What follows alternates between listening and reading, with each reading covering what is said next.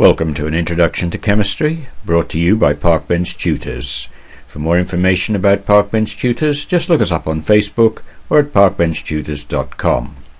In this short podcast, we will continue our work on gas laws, and so we'll start with Charles's law. Charles investigated the effect of temperature on the volume of gas. So, assuming that you have the same pressure, what you find is that many gases behave in the same way. They expand by the same amount when they are given the same temperature increase. Okay, so let's just recap on how we're going to measure temperature here.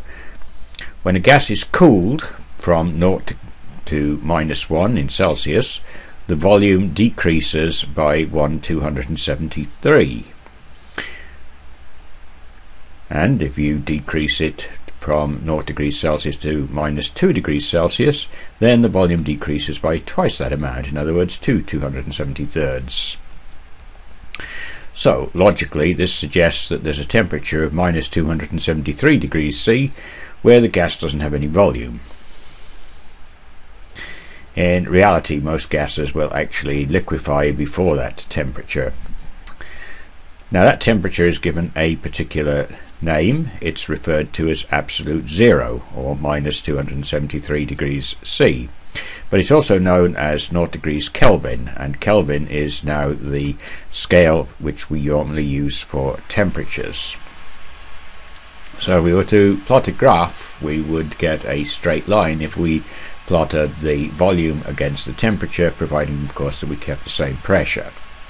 So the equation for Charles' law is related to the idea that the volume of a fixed mass of gas is directly proportional to the absolute temperature at a constant pressure. Remember that bit, it must be at a constant pressure. But note also we are using the term absolute temperature. We're going to talk in terms of degrees Kelvin, which means probably a few conversions have got to be done when you do problems on this. So V is directly proportional to T, so V1 over T1 would equal to V2 over T2, or V is equal to a constant times T. Or, put another way, V over T equals a constant. So, quite simply in everyday terms, we'd say if the temperature decreases, the volume decreases. If the temperature increases, then the volume increases, providing, of course, we are at constant pressure. So let's put this into practice with a few problems. 2 litres of hydrogen at -40 degrees Celsius are allowed to warm to 30 degrees Celsius at a constant pressure. What's the new volume that the hydrogen occupies? So the first thing we need to do is turn our degrees Celsius into degrees Kelvin. So -40 degrees C is equal to 273 minus 40, which comes to 233 degrees Kelvin. And 30 degrees Celsius is 273 plus 30, that's 303 degrees Kelvin. So now take our V1 over T1 equals V2 over T2 and rearrange that, and we can say V2 is equal to V1 T2 divided by T1.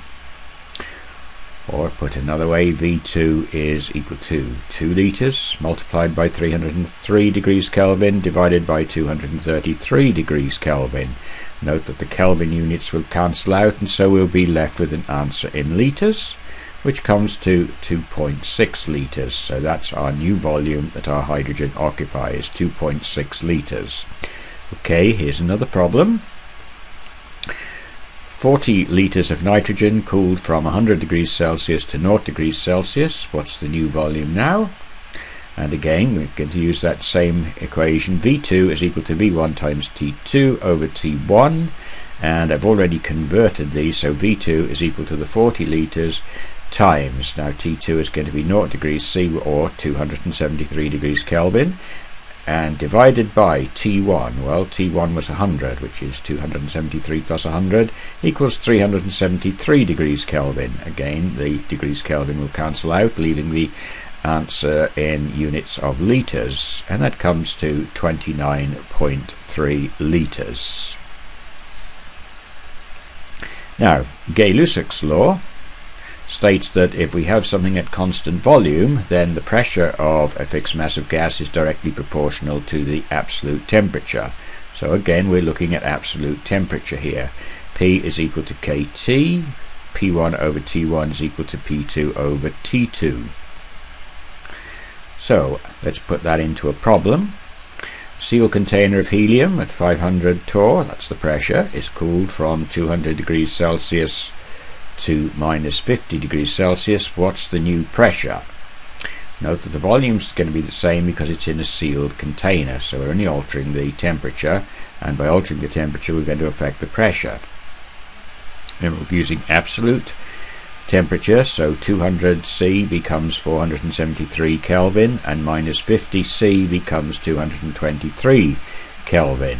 Remember, if you're not sure how we did that, the 200 C, it's 273 degrees Kelvin, which is 0 degrees C, plus the 200 giving 473 degrees Kelvin.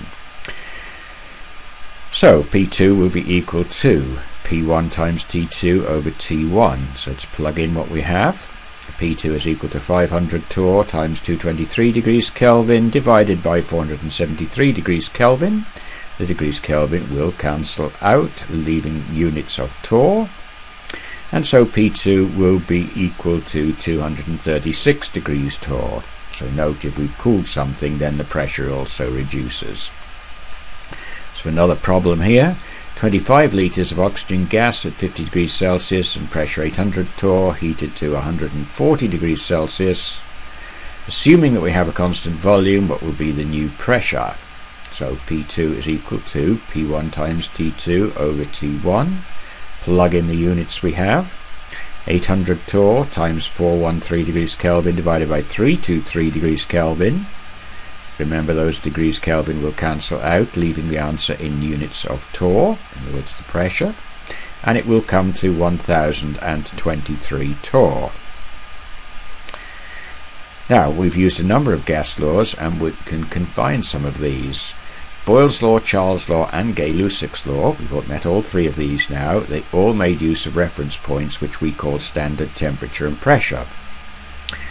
The standard temperature is 0 degrees Celsius or 273.15 Kelvin to be absolutely precise, but we would normally use just 273. And the standard pressure is 1 atmosphere, or remember all those other units, 760 torr, 760 millimeters of mercury, or even in kilopascals if that's the way you like it. So if T is equal to a constant, then P1 times V1 equals P2 over V2. If P is the constant, then V1 over T1 is equal to V2 over T2. And if V is the constant, then P1 over T1 will be equal to P2 divided by T2. Those are our laws. Boyle's law, Charles' law, and Gay-Lussac's law, expressed mathematically there. So, you join those together and we have something called a combined gas law, whereby P1 over V1 divided by T1 will be equal to P2 over V2 divided by T2. So let's put that into a problem now. So 500 milliliters of ammonia at 4 degrees Celsius and 690 torr are subjected to a pressure of 800 torr and 60 degrees Celsius. We have to find the new volume. So if we plug those into our combined gas law, 690 torr times 500 milliliters divided by 277 K is equal to 800 torr times V2 divided by 333 degrees K. Now we're looking for V2, the new volume, so V2 is equal to V1 P1 T2 divided by P2 T1. Put in all those now. 690 torr times 0.5 litres times 333 Kelvin divided by 800 torr times 277 K. Now you can see the torr are going to cancel out as units, the degrees Kelvin will cancel out as units, so we're going to be left with an answer in litres. So V2 is 114885 divided by 221600, which comes to 0.518 litres. And another problem now, 10 litres of nitrogen at 55 degrees Celsius and 1.4 atmospheres heated to have a final pressure of 5.5 atmospheres and a volume of 15 litres. So what's the final temperature? Okay, we'll start with that combined gas law again. P1V1 over T1 is equal to P2V2 over T2. And we're looking for the temperature, T2. So T2 is P2V2 T1 divided by P1V1. Plug in the units we've got. We have P2, 5.5 atmospheres, V2, 15 litres, and T1, which was 55 Celsius. Okay, 55 Celsius comes to 328 degrees Kelvin. Okay, we divide that by P1, which is 1.4 atmospheres, times the first volume V1, which was 10 litres. You can see that our litres will cancel out, our atmospheres will cancel out. We're going to get an answer in degrees Kelvin, and that is 1933 degrees Kelvin. If we wanted to take that into degrees Celsius, then we would subtract our 273. We get an answer of 1660 degrees Celsius. And finally, a balloon filled with helium has a volume of 5,000 litres at 20 degrees Celsius and 760 torr. What volume does it have at 5 degrees Celsius and 700 torr? So P1V1 divided by T1 equals P2V2 divided by T2. So V2, which is what we're looking at, will be equal to P1V1 T2 divided by P2 and T1. Okay, let's plug in all the numbers that we've got. P1, 760 torr, V1, 5,000 litres, T2, what will it occupy at 5 degrees Celsius? Okay, 273 plus 5 is 278 degrees Kelvin. Divided by P2, which is 700 torr, and T1, which was 20 degrees Celsius. So 273 plus 20 is 293 degrees Kelvin. Lots of big numbers there. So we're going to divide, and we will have an answer of 5151 litres. So that's our use of our combined gas law. And that's the end of this little session on lots of calculations, brought to you by Parkbench Tutors and narrated by David Hopcroft. For more information about Parkbench Tutors, visit us at parkbenchtutors.com. Thank you for watching and for listening. We wish you success in your studies.